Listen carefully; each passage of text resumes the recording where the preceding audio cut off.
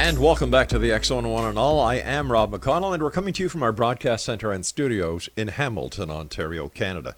If you'd like to send me an email, and I do love getting your emails, whether they're the seedy kind, which are the majority at times, depends on who the guest is, or the enlightened ones that I get when we talk about New Age stuff, or from you aliens out there. And I don't mean the ones that are on their way from Guatemala up to the U.S. border. I'm talking about the ones from outer space. Yes, I use my decoder ring to understand what you're talking about. Email is xzone@xzoneradiotv.com, and all social media sites, xzone Radio TV. And if you'd like to find out about the programming we have available for you 24/7, 365 on the X-Zone Broadcast Network, www.xzbn.net. And for the programming on Simul TV, where we have Channel 21, which is the X-Zone TV channel, www.simultv.com. We're going to be talking about one of my favorite subjects tonight, X-Zone Nation, and that is Egypt. My guest this hour is Chance Gardner. He is an award-winning graphic designer, 3D animator, cinematographer, and editor. After a 20-year career producing motion graphics and on-air promo for major TV networks, including 20th Century Fox, Paramount Studios, and NBC Universal, he retired from television in 2001 to make documentaries. His first documentary, Magical Egypt, became a cult classic and is still in wide circulation around the world.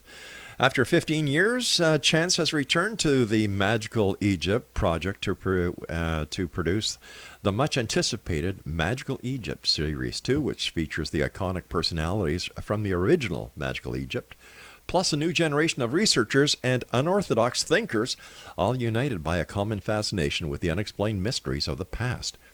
The new series is described as a forensic recreation of ancient science through a study of ancient aesthetics. The tagline for the new series is, "Where science refuses to go, and where religion forbids us to look, the artist takes over as the rightful tour guide." His website is magicalegypt.com. And Chance Gardner, welcome to the X-Zone. Thank you, Rob. What a pleasure. The pleasure's all ours, sir. Tell us a little bit about yourself, your broadcasting career. You work for some major studios, 20th Century Fox, Paramount, NBC, Universal, and retired in 2001. Remember what was happening in 2001 in the States? The States started becoming a scary place, not nearly like it is now, but yeah, I met this character, John Anthony West, while I was working at the networks. I was at the time working on this god-awful Egypt special through Fox, and largely fraudulent and idiotic. But I got a chance to meet my hero, John Anthony West, and it changed my life forever. Not necessarily for the better, because once I met John, I moved to Egypt, and he was like my Grateful Dead. I just followed him around for a couple of years and videotaped everything that came out of his mouth. And early on, nobody really suspected that he would become such a counterculture icon. At the time, it was a very obscure subject. And I was just so personally taken with this man that I thought it was a good use of my time. And the show speaks for itself. It's been out there for a while, and it's made the rounds. It's had hundreds of millions of views on YouTube. And in retrospect, I'm very glad that I made the decision. But at the time, there was some harrowing, very hard to walk away from a highly paid job to do something that's in your heart when you know that there might not be financial reward. I can understand that, and I can appreciate that. My wife and I have gone through that route many times, but it always works out for the best. When you follow your heart, It's weird what happens, isn't it? Exactly. So how magical is Egypt? When I first went to Egypt as an artist, and especially there with my mentor, John Anthony West. Are you familiar with John Anthony West's work? No, I'm not. I hate to admit. He was a really iconic person. He called himself a rogue Egyptologist, and he was very much against the orthodox idea of ancient Egypt. There's some things that are just patently, provably not true, like they only had copper tools to work with. And a lot of our presumptions about the state of technology and the state of intelligence, in the distant world, we're really not getting a completely accurate picture from Orthodox Egyptology. And to your question, one of the things that we're really not getting an accurate picture about is this weird ubiquitous presence of magic and sorcery, and in this incredibly responsible, sophisticated, meticulous way that blended with biology and it blended with science. Egypt was a unique culture because it had such a holistic, a holistic kind of meta science. So there was no psychology that wasn't addressed in archaeology, in architecture.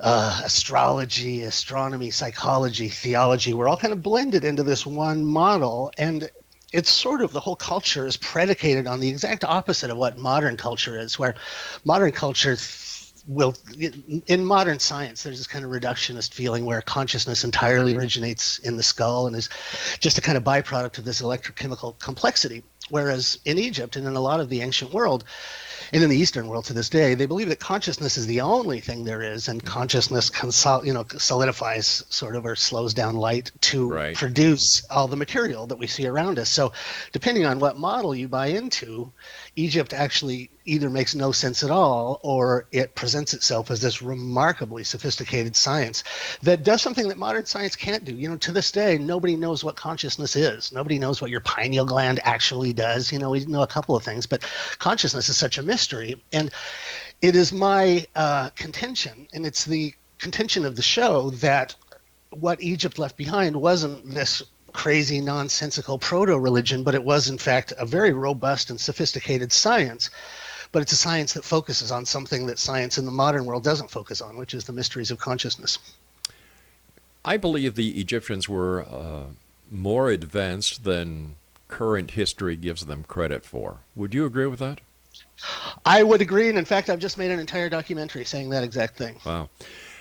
If that is the case, why doesn't academia and Egyptology catch up and say, you know what, we've learned this, we've learned that? Wouldn't that enrich the society, the culture, as well as give an entirely new perspective on humanity itself? I believe it's the most important unacknowledged bit of new science that there is. And I have to be very careful because Egyptology is such a broad word, and there's so many Egyptologists out there. Yeah. When I was younger and I was spending time with my mentor, this guy, John Anthony West, he wrote this book, and it really did outline all of the new findings and the new models that we have that demonstrate beyond question that they were much more sophisticated than we gave them credit for. And Egypt is full of engineering feats that we literally can't accomplish today. So there's no question that they were smarter, but I watched John spend his whole life banging his head against a wall that was never going to yield for him, which was he kept thinking that he was going to make Egyptology update their views and apologize to him. And there's something systemic in holding on. If you're a professor, if you're a tenured anybody, if you're an expert of any kind, and someone else comes along and presents a new model that completely invalidates everything you've spent your life on, plus is going to require billions of dollars to reprint history in school books, the tendency in a lot of different sciences, and this is more a personal thing than a scientific thing, that territorialism and protecting one's identity and reputation. And also, Egyptology is a very discrete science. It's actually a humanity and not a science, but it's a very discrete thing, and it's insular, if you know what I mean. It's very isolated. And one of the things about magical Egypt is we realize we're never ever going to get anybody from the old school to listen. They say science happens one funeral at a time. I love that. As the old school dies out, there's a new generation of Egyptologists that are completely much more open-minded. And in fact, years ago in Russia, the de facto Russian encyclopedia mentioned John West and this alternate model of Egypt as a viable contender to the orthodoxy. So I don't want to paint anyone with a bad brush or say there's ill intentions, but there does seem to be this systemic resistance to recognizing how smart they were. Here we are in the year 2018, and academia is still brainwashing our youth with the fact that, or the misfact, I should say, that Christopher Columbus discovered the Americas. Well, we know that is one of the biggest lies that kids are taught today. Yeah, and what about the Vikings? What about the Irish monks? What about this, that, and that? Well, no, it was Christopher Columbus. Why?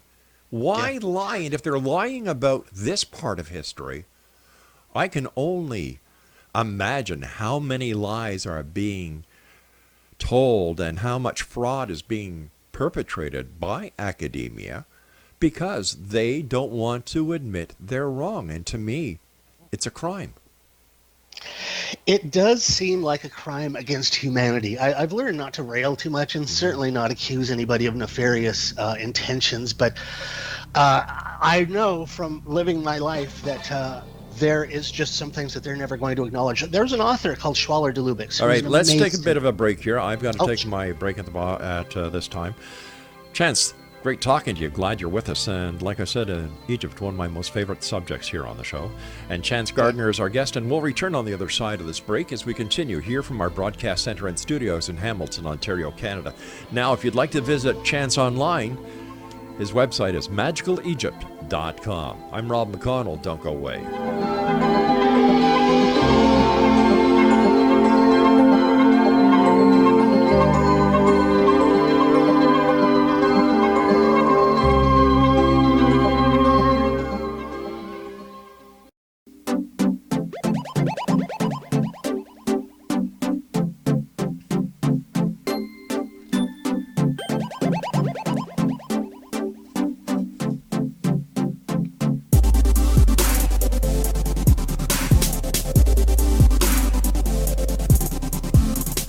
Chance Gardner is my special guest this hour, Exonation. We're talking about magical Egypt. And for more information about magical Egypt, visit Chance's website at www.magicalegypt.com.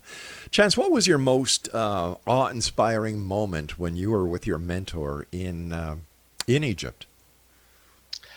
The thing about Egypt is everywhere you look, when you're with a tour and you step around a corner to have a pee and you're just standing there looking at a wall, like literally every square inch of Egypt has some undiscovered miracle in them. So I could give you 100, but just off the top of my head, there is an accurate picture of a sperm cell in Luxor Temple.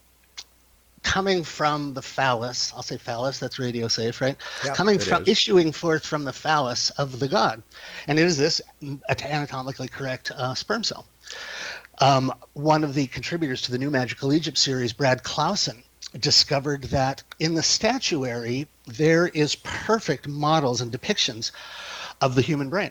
Wow. And in phenomenally sophisticated and accurate way. And not only do they feature these, like when you look at the front of a ram and the way the horns shape and this thing that comes under the ram, it's a perfect depiction of the hemispheres and the brainstem.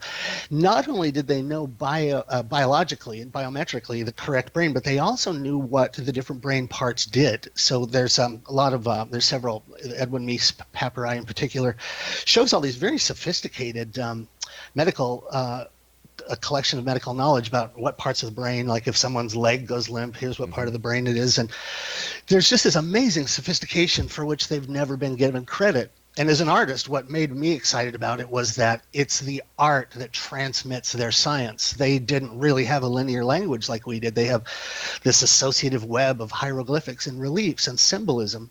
And it's been mistranslated. And in fact, it is this really robust set of scientific data about the biology of the brain and the emergent property of consciousness. So there seems to be not only schematics of the human brain that are dead on, but these schematics of consciousness, which is something that is much more rare and unexpected. But where did they get this knowledge from?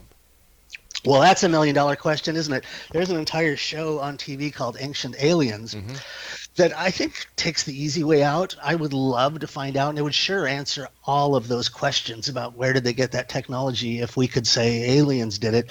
But if you think about what we've accomplished in the last 200 years, you know, when America was starting, when, you know, the Louisiana Purchase happened, think about our state of technology then, and 200 years, 300 years later, where we're at.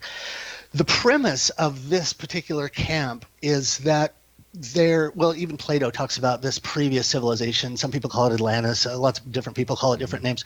And it's sort of weighed down with a lot of negative baggage. But if you give credence to the idea that before history as we know it, there was another earlier chapter that might have flourished for thousands and thousands of years uninterrupted. Look at what we've done in 300 years and imagine what we could accomplish in, 4,000 or 5,000 years. And then you don't really need aliens to explain the technology. I'm interested in Zecharia Sitchin, and there's a big fight about whether Zecharia Sitchin's translations are correct. Yes. Where he very explicitly talks about it. But most other people that read Sumerian say that he's, that his he's got a kind of a fanciful translation. So I don't know. And I think if we outsource it to aliens, we've really shortchanged ourselves, because this is us and this is our human intellect. And I prefer to think that it was just people being smart. Where did their fascination with navigating the afterlife come from? If you understand consciousness correctly, and if you don't happen to buy into the model where consciousness is a one-time thing and it's an accidental phenomenon of the brain, the only other possibility is this idea that Plato talked about, where consciousness is like your relationship to your car. Where, imagine if you were still driving the first car you ever bought. Isn't it much more fun to think that you have a series of incarnations over which time you're learning these lessons? And I understand it's on thin ice about sounding kind of insane and new agey, but if we don't get conditioned too much into the Western way of thinking about things, which is very reductionist and makes us, monkeys in the past and whatever, I think that it's a very optimistic thing to think about, ourselves in this much more intelligent light, that we came from geniuses. And if anything, we're a very debased and descended intellect compared to the past, rather than this idea of linear progress where we keep getting smarter. Where did all this knowledge go? Oh, now that's an interesting thing.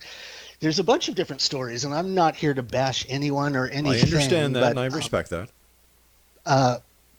There's this thing about conquering Christian armies where, and it's not just Christianity, but just about any power structure has this motivation to erase what came before it. So you see the suppression of the past really active in China right now, in a lot of different countries, even in Australia for some reason, because of the Queen's tenuous ownership of Australia. There's a huge, huge pressure to just shut up about this stuff and ignore the past. And so there's a lot of money in religion. There's a lot of money in scientific territorialism. It's one of those things it's hard to point to like that's the culprit. Well, in my opinion, religion is no longer a religious philosophy. It's a business. The Pope is the chairman of the board. The College of Cardinals are the directors, and everybody who puts whatever they can into the collection pot are the shareholders. Well, have you ever been to the Vatican? No, I would get thrown out. Either that or I get struck by lightning. You burst into flames. Oh, yeah. I know I'd be in trouble because I'd hear da da da da da da da da da da. It's all about that tall hat. Well, if you walk into the Vatican, it's covered in gold. Yeah. I don't need to say more than that.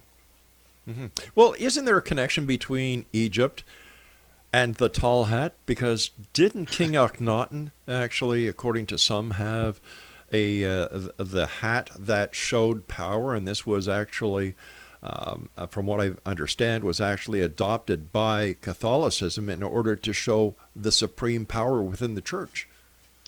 Have you ever noticed that all authority, even in America in the 1900s or on the Monopoly game, the banker, tall hats, yeah. That tall hat, the mitre. Have you ever seen the fish? Like if you look at the Pope the right way when he's wearing his mitre, that hat is a fish hat. It's a much, much older pagan religion.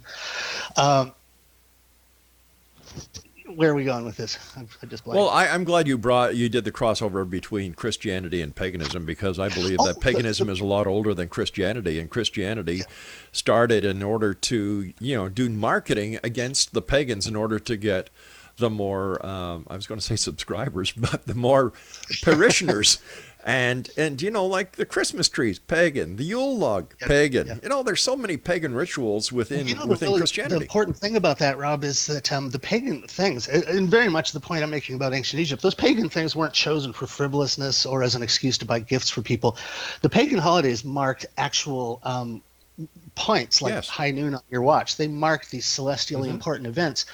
And then later, there was this kind of imposition on them of, let's make them Christian holidays. So Astarte, which became Easter, became all about the resurrection. But in fact, it was this pagan thing. And it's supposed to take place on this very specific astrological night. And, the solstices and the equinoxes. And it speaks to my point that there is actually a science that's been mistranslated. And I couldn't say whether it was intentional or not. But anyway, to your point, I love the big head idea. Akhenaten was unique. Akhenaten and his children had this elongated skull. Yeah. You know that word Homo capensis? No, but I think I ran into him in a bar once downtown Hamilton. I used to live in West Hollywood. Anyway, look it up, Homo capensis, Capensis. And I'm not saying, I mean, I certainly didn't author this idea, but there is an actual medical name for a species or a type of person that has this skull. It's a very known thing. And if you look it up, there's a lot of people, and some of them are a little too zealous about this, but it's an interesting idea that there's been this other species living with us, and they tend to assume power positions. And also there was something about Akhenaten that was so hated by the rest of Egypt that they tried to erase his name forever, and it was only because of some prominent temple that fell over. And there's a whole funny story. They diverted the Nile. Some Roman diverted the Nile to wash off a temple, and all they did was knock the temple over. Well, didn't they try to get rid of him because, there were so many gods that the priests used to have? Then all of a sudden Akhenaten comes up and he says, no, guys, one god. Well, that would be like us trying to end the Fed. What he did was get in a fight with the power structure in Egypt, and he did try and consolidate all the gods into just the sun. Yeah. There were some other things about him. In the Persian culture, homosexuality is not looked upon favorably, and back then, this is a whole weird conversation to get into, but there's lots of reasons. He had a strange relationship with his mother, and he married his sister, just this crazy stuff. Elvis reincarnated. There you go. What's that? Elvis reincarnated. Yeah. Or if you ever watch that show Queer Eye for the Straight Guy, the first thing that happens on the show is they come in and adjust your art direction, which is what he did. All of Egypt was consistent aesthetically until Akhenaten came in, and he not only changed the gods, but he changed the style of art. Wow. And there was such a robust and meticulous and rigorous system of communication through the art canons. And that's why Egyptian art didn't change for 4,000 or 5,000 years. And then Akhenaten came along, and the whole thing became much more flowy and beautiful. And it's literally like the post-Akhenaten era of Egyptian art. And so for a number of reasons, everyone hated him, and King Tut, as you know, didn't fare very well. The minute his parents died, he got clubbed to death, and they restored everything back to the way it was.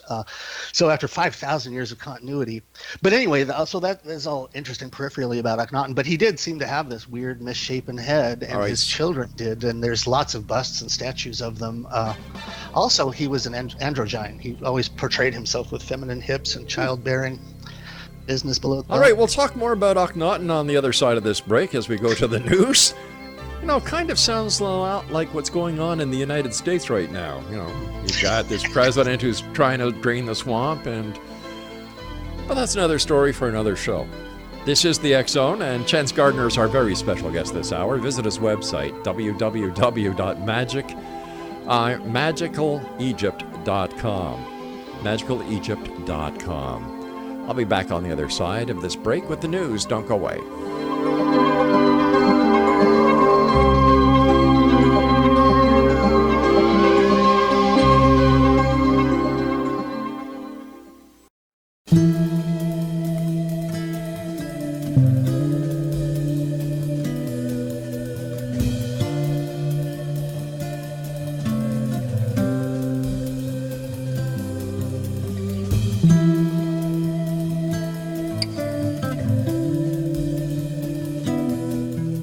Chance Gardner is my special guest at this hour, Exonation. His website is magicalegypt.com.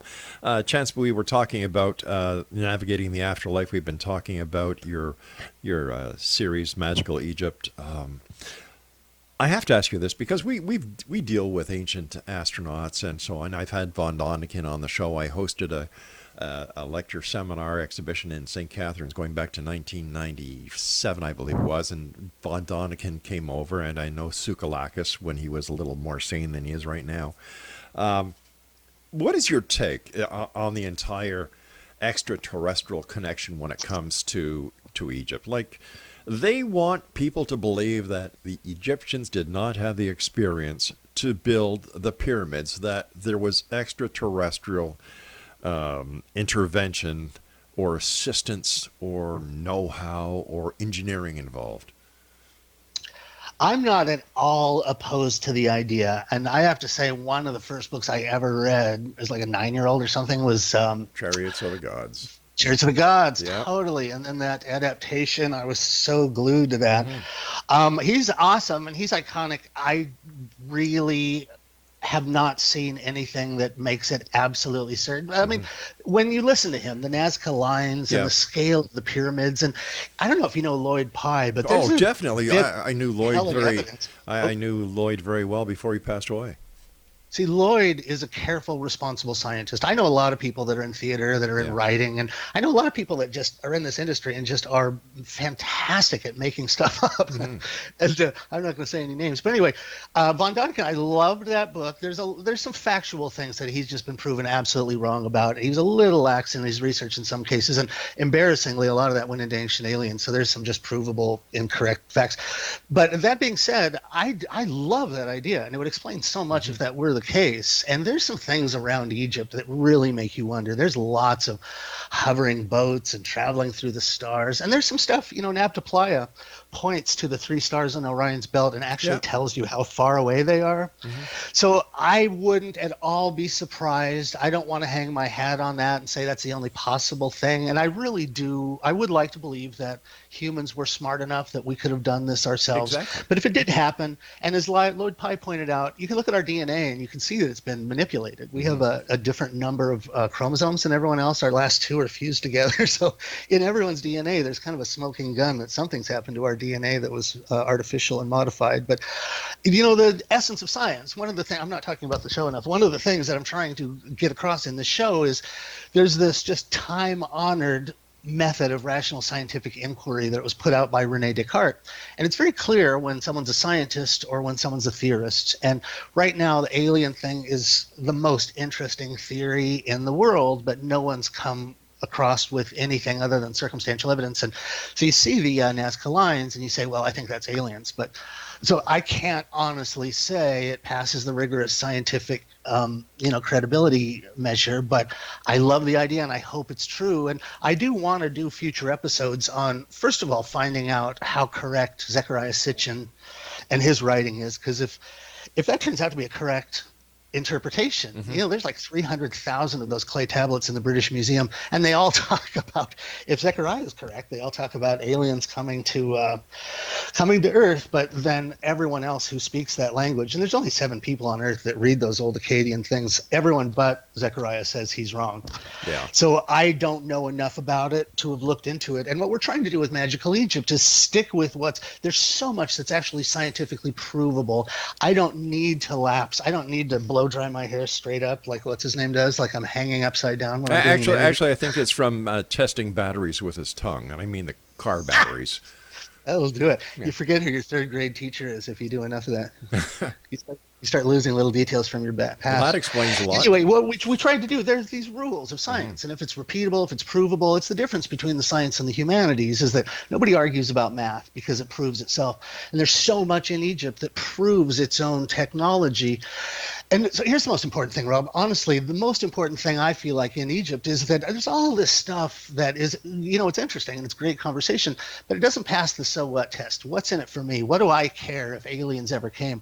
Sure. I'm not so interested in where the technology came from. What I'm interested in is let's look at this technology because it tells you something about yourself. It tells you things about your consciousness and these timeless occult traditions that everyone laughs at, or everyone, everyone says, oh, you're doomed to hell if you even look into this stuff. There's this robust science that has been mislabeled as occultism, but it is actually the science of exploring consciousness, unfolding these weirder, subtler aspects of consciousness. That's usable. It's not like you're reading about a violin. That's picking up the violin and playing it. The Masons have these terms, operative and speculative. So speculative stuff is great and it's fantastic entertainment. I'm utterly disinterested in that because I want to stick with the stuff that actually speaks to people. There's temples that tell you about you. It's like a magic mirror that they hold up, and it allows you to understand these parts of yourself that you can't view directly. And they tell you very specifically, here's how you achieve this intelligence that we achieved. So to me, it's less about where it came from and more about this is like finding a crashed UFO and let's reverse engineer it and let's make Kevlar and let's make fiber optics. And these are usable technologies that are there for us about ourselves. Yeah, it's funny because it's the Catholic Church and Christianity that actually make the Egyptians out to be the bad guys. And the snake, the symbolism of the snake. It's I think that this would be a better world if religion, the philosophical religions like Christianity, Judaism, were never brought to light. I think we'd be further ahead with our society, our culture, our learning and our knowledge. I think religions have held us back. It's just like a big dessert tray. You know, the dessert cart comes by, and certain people are going to have sugary sweets, and certain people are going to have a delicious grape. And it's up to the discerning mind to decide, you know, you're the only one that gets to decorate your inner garden. And the building blocks you use to build your psyche are all made up of your choices about what to expose yourself. And so I prefer, let's find things that actually make it better. Let's find things that make me understand how to get to these places where, you know, there's all this stuff, intuition and empathy and all these crazy things that we've learned. And it sounds superstitious or supernatural to us now, but they're latent, dormant properties of consciousness. And when you see a civilization that's learned how to tap into these extended ranges of consciousness, and then they show you, here's some simple, something with your diet, something with sexuality, you know, there's a whole tantric, one of the more interesting things that we found is this whole tantric and sex magic tradition that you find springing up in later occultism and very prominent in the East, Tantra and Kundalini traditions. They were all present and very sophisticated in Egypt, but all of Egypt passed through this Victorian filter of 18th century Englishmen, and the idea of sex and sex magic and semen retention and all this stuff is just, it's so out there and it's so just flammably taboo. And what's that word when you say, oh, it's blasphemous. It's so burning, shining blasphemy to explore this stuff. And it's just, it's about you. And we've lived through the greatest Victorian hangover and this repression of sexuality. And certainly sex has never been considered an important part of consciousness. It's certainly never been the doorway to higher consciousness. In the West, if you go to the East, this is very humdrum, pedantic, you know, so what? I know that already. But in the West, we just don't acknowledge that. And there's just such a pressure to sublimate. But once again, it comes under the auspices of religion.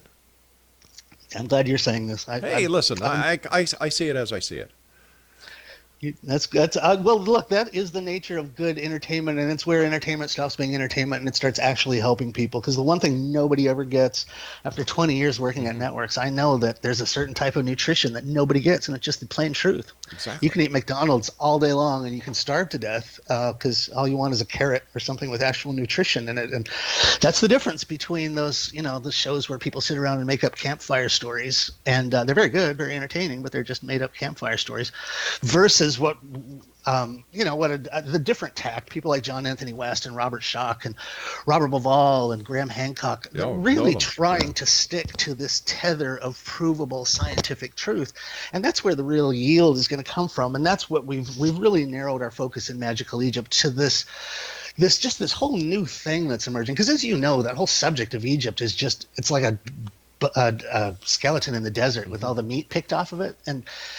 And then there's the overt stuff that everyone harps on, but there's this whole unexplored thing, the traditions of magic and sorcery and sex magic and this, you know, Kundalini, the snake that comes out of the third eye. It's the most iconic thing you see in Egypt, this snake coming out of the third eye. And that's Kundalini. It's tantric sex magic, and it's a kind of yoga. It's not really anything occult or horrible, but there's just this giant thing that you don't know about yourself that if someone were to show you, your life would change and you'd probably never get invited back to the church. I'm just trying. Something in my mind when you said the snake in the third eye. Wasn't there, or isn't there a statue, or wasn't there somebody in Egypt's history who had a band or a crown with a snake coming out of the forehead? Every one of them. Look up, Google Egyptian statues, and it's the most iconic thing in Egypt. Okay. You're hard pressed to find a statue or a relief that doesn't have the snake coming out of the head. And Egyptology won't address it. They say it's not Kundalini. It's this obvious thing, because if you know symbolism, the exact same symbolism happens in India and in the Buddhist traditions. And it is the symbol of Kundalini. You've risen this energetic snake, and it's come out your third eye, and that means that you're a realized person and active magician, and that you've mastered this psychosexual circuitry. All right, makes you an emergent person. All right, stand by, Chance. You and I have to take our final break. X-Zone Nation.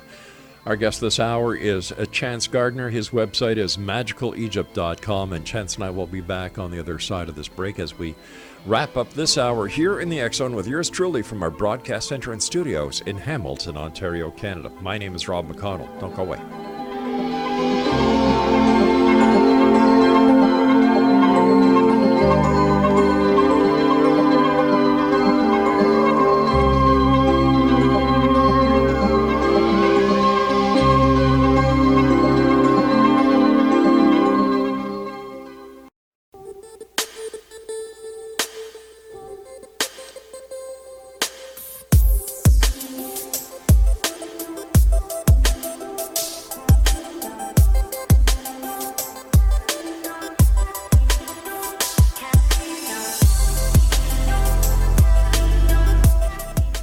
Chance Gardner is our special guest of this hour, Exonation, www.magicalegypt.com. First of all, Chance, I want to thank you so much for joining us tonight. It's been a great pleasure talking to you. I wish you continued success. And what has been the most pinnacle part of your career as the documentarian of Magical Egypt? What has been the highlight so far? I have to say, early on, I found somebody who literally changed the trajectory of my life, changed my thinking. And as an artist, I shouldn't have any relationship at all to ancient Egypt, but seeing it through the eyes of John Anthony West showed me that, first of all, the authorities aren't entirely to be taken at their word. Not that there's anything nefarious about them, but everyone who goes to Egypt and brings whatever specialty with them, Egypt speaks to you in your native tongue. So as an artist, I went and Egypt spoke to me through the art. And I realized something in the last 15 years. Our research group that was behind the new series, by looking at the art and completely saying, okay, we know what Egyptology has to say, but what about the rest? What about everybody else? This little insular branch of the humanities, why do they get the final say? Let's hear what the engineers have to say. Let's hear what mathematicians have to say. Let's hear what the artists have to say. As I started researching this, I've made a number of discoveries that nobody else has found out, but there's places where the architecture makes this perfect schematic of brain parts that are specifically the brain parts involved in consciousness. And so for me as an artist, to see an entire culture that had married art and aesthetics and used art and aesthetics to transmit this fantastically sophisticated science, that really changed me, because I didn't even understand the point of art, and the role of art in society has changed so dramatically. Art used to be a technology that would teach you about yourself in a metaphysical way, and that's been robbed. Now art is advertising, which is literally the opposite of teaching you the truth, and literally the opposite of helping you explore what your natural will is and what your natural state is. It's all about perverting your natural state so that you buy more products. And so not only did I learn that humanity has suffered this great shift from sort of a right hemisphere mode of consciousness to a left hemisphere mode of consciousness, but art itself has been so debased that it's lost its power in the world. And the artist, of course, is irrelevant now because art has been perverted. And if we go back far enough, there was this perfect marriage of art and science that energizes me as an artist, as a public communicator. And it's the secret behind timeless masterpieces. Every artist should look into transmitting these ideas, and your art will be a masterpiece and it will stand the test of time. How did the Egyptians feel about you doing your Magical Egypt series? They love the idea that someone, because I'm saying what they say. Egyptology notoriously ignores what they say about themselves. That I'm actually giving voice to what they say about themselves. And so I assume they like it. I've spent a lot of time over there, and nobody's ever thrown rocks at me or spit on me. What would you like to share with the world right now about Egypt and how significant Egypt is and why we should learn more about Egypt? There are some remarkable groups and segments of society. There are esoteric brotherhoods, there are fraternal organizations, there are secret societies, there are out and out occult and magical organizations. And the secret of ancient Egypt is not a secret. These places, you can go into any Masonic chapter, and you can learn more about ancient Egypt and more about magic and more about your consciousness than you'll ever learn reading a million books from Orthodox Egyptology. There's a reason why the most secretive, but also the most intelligent, the most powerful, the most prolific, and the most accomplished segments of society are that, because there's this secret stream of knowledge that is so empowering that, as we've discussed, different power centers really don't like the idea of the common man being in possession of this kind of weird mental technology. And so I've learned that the world we live in is this entire duck blind to keep us from knowing the most important things about ourselves. And, if you knew how to fly, but nobody ever told you, and they wouldn't let anything on TV that would suggest to you that you knew how to fly, in a couple of generations, you've forgotten that you had that ability. And that's what is most important to me, that there are things about ourselves that we don't know, that we used to know, and they're very explicitly laid out if you look at the art and you look at the math, and if you look at the geometry that's expressed in Egypt and the schematics. And if you don't if you don't listen to the Orthodox model, and if you just look for yourself from the perspective of the sciences, then you'll see a very different place. And it's relevant to us. It's not just how many angels are dancing on the head of a pin. This is the most important information there is. And perhaps that's why there's this institutional resistance to letting people know about it. One of the episodes in your series, Magical Egypt, is the Old Kingdom and the Still Older Kingdom. Tell us about that.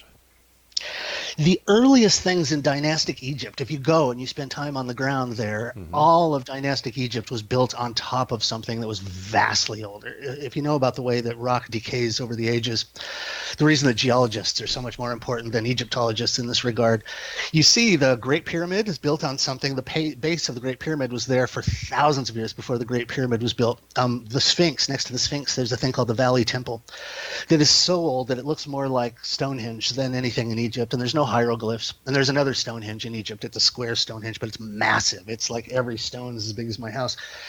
And it's all there. It's all easy to see. And clearly the oldest things in Egypt were built on top of something that was thousands, let's say thousands, easily, possibly 100,000 years older. But all of Egypt, as we know, regular history tells us that's kind of when when civilization began. But when you actually go, everything there is overbuilt. And it happens a lot in India and in Italy, the city of Pompeii. They dug out Pompeii, and then they kept digging, and they realized under Pompeii there's a much older city with much bigger stones that nobody even knows what to say about it. They call it Cyclopean. There's Cyclopean architecture all over the world. It's vast and huge. And it is more, if anything, if I could just say aesthetically, it seems alien because it doesn't have any writing and none of the characteristic Egyptian stuff, but the scale and the perfection. And if you, one of the new additions to Magical Egypt is Christopher Dunn, this amazing engineer who does all of these tests. Yeah, he's awesome. Yes. There's just all of this new proof from fields outside of Egyptology that there was a sophistication of technology that we just can't explain.